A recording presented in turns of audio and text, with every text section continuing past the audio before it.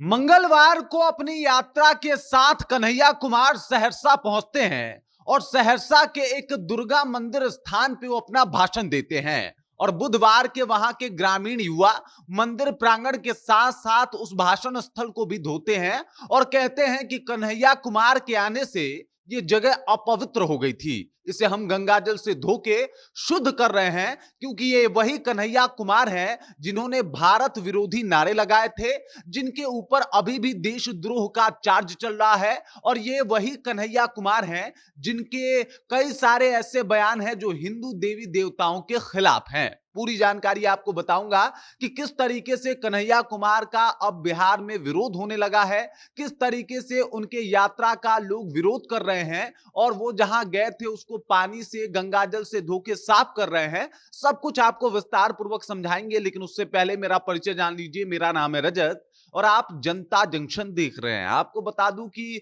कन्हैया कुमार 16 मार्च को बिहार में एक यात्रा की शुरुआत करते हैं। इस यात्रा का नाम देते हैं कि भाई साहब रोजगार दो और पलायन रोको। और रोजगार दो पलायन रोको यात्रा को लेकर ये लगातार आगे भी बढ़ रहे हैं। इनके साथ भीड़ भी दिखाई दे रहा है। कांग्रेस के बड़े बड़े नेता इनके समर्थन में उतरते हुए दिखाई दे रहे हैं और सब लोग इस जो इनकी यात्रा है उसको ज्वाइन करते हुए दिखाई दे रहे हैं। लेकिन इसी बीच एक चौंका देने वाली तस्वीर जो है वो सहरसा से आई है, जहां पे सहरसा के ये दुर्गा मंदिर स्थान पे अभिभाषण प्रस्तुत कर रहे थे। यहां पे देख लीजिए, इनको तिलक भी लगाया गया है, इन्होंने चुनरी भी ओढ़ा है और इस तरीके से यहां पे जाके ये युवाओं की बात कर रहे थे, युवा के बारे में बता रहे थे, युवाओं के रोजगार के बारे में जो है वो डिस्कशन कर रहे थे और साथ ही साथ वो कह रहे थे कि भाई साहब पलायन रुकना चाहिए बिहार में।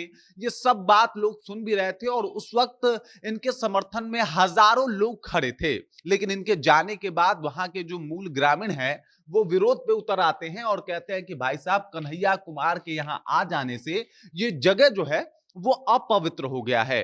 अपवित्र इसलिए हो गया है क्योंकि कन्हैया कुमार भारत के साथ जो है वो गद्दारी किए हैं और इनके ऊपर से अभी ये चार्ज हटा नहीं है। और इसके अलावा हिंदू देवी देवताओं के ऊपर इनका टीका टिप्पणी भी है जो हम कतई बर्दाश्त नहीं करेंगे। और ऐसे इंसान की बिहार में कोई भी जगह नहीं है और इस वजह से इस स्थान को हम धो के इसे पवित्र कर रहे हैं। अब दरअसल ये मामला है, आपको बता दूं, 9 फरवरी 2016 का, जब जेएनयू में एकदम से एक आंदोलन भड़की थी। आंदोलन क्या कहा जाए उसको, आप कह सकते हैं कि एक इस तरीके से गतिविधि की गई थी जहां पे अफजल गुरु, जो कि एक आतंकवादी था जिसे सुप्रीम कोर्ट ने फांसी की सजा सुनाई थी, उसके बरखी के अवसर पे एक प्रोग्राम रखा गया था और इसमें कई ऐसे आपत्तिजनक नारे लगाए गए थे जिसकी वजह से कहीं ना कहीं हिंदुस्तान का संविधान भी तार तार हो गया था।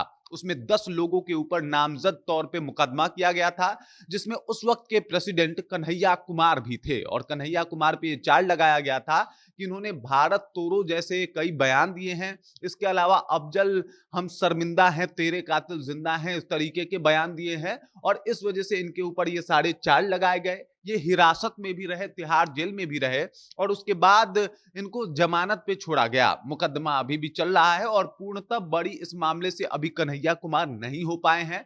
और इसका परिणाम देख लीजिए कि कन्हैया कुमार जब कांग्रेस का झंडा बुलंद करने के लिए बिहार पहुंचे हैं तो बिहार में उनका विरोध होना शुरू हो गया है और इस तरीके से मंदिर को सहरसा में पानी से धोया जा रहा है और बताया जा रहा है कि भाई साहब कन्हैया कुमार के आ जाने से ये मंदिर अपवित्र हो गया था। इस इंसान की जो है यहाँ पे कोई भी जगह नहीं है।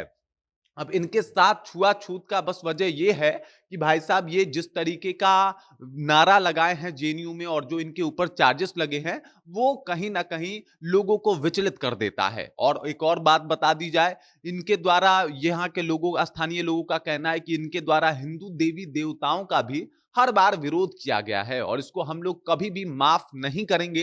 इसलिए कन्हैया कुमार का बिहार में कोई स्थान नहीं है और जहां भी ये जा रहे हैं वो जगह जो है, वो भूमि जो है वो अपवित्र हो जा रही है। इस वजह से अगर मंदिर प्रांगण में आ गए तो हम इसे गंगा जल से धो के साफ करेंगे। अब छुआछूत का इनके ऊपर जो है कहीं ना कहीं इनसे जो छुआछूत बढ़ती जा रही है वो इसलिए नहीं बढ़ती जा रही है कि ये कास्टिज्म के शिकार हुए हैं, अगर इनके कास्ट की बात की जाए तो ये भूमिहार जाति से आते हैं, जिसका बिहार में बहुत ज्यादा दबदबा माना जाता है। इनको इग्नोर करने का बस एक वजह बता रहे हैं ग्रामीण कि भाई साहब ये देश विरोधी ताकतों के साथ मिलके जेएनयू में जिस तरीके का काम किए थे उसका हम विरोध करते हैं। वहीं अगर कन्हैया कुमार की बात माने तो इन्होंने अपने एक किताब बिहार से तिहार तक में लिखा था कि जब ये सब कुछ हो रहा था उस प्रकरण में मैं बाहर के पास के एक ढाबे पे चाय पी रहा था और एक दोस्त के द्वारा मुझे बताया गया कि प्रेसिडेंट महोदय आप यहाँ हैं, वहां पे जो है हिंसा भड़की हुई है, चलिए। और जब तक मैं वहां गया तब तक पता चला कि इस तरीके के विरोधाभासी नारे भी लगाए जा चुके हैं। बाकी इस खबर, इस जानकारी को लेके कन्हैया कुमार के ऊपर जिस तरीके से अभी बिहार वासी हमलावर हैं और जिस तरीके से सहरसा में मंदिर धोया गया, उस बात को लेके आप क्या सोचते हैं? आपके जहन में क्या कुछ चल रहा है? कृपया कमेंट कीजिए और अपना विचार हम तक पहुंचा दीजिए। बाकी आप देख रहे हैं जनता जंक्शन और मेरा नाम रजत है।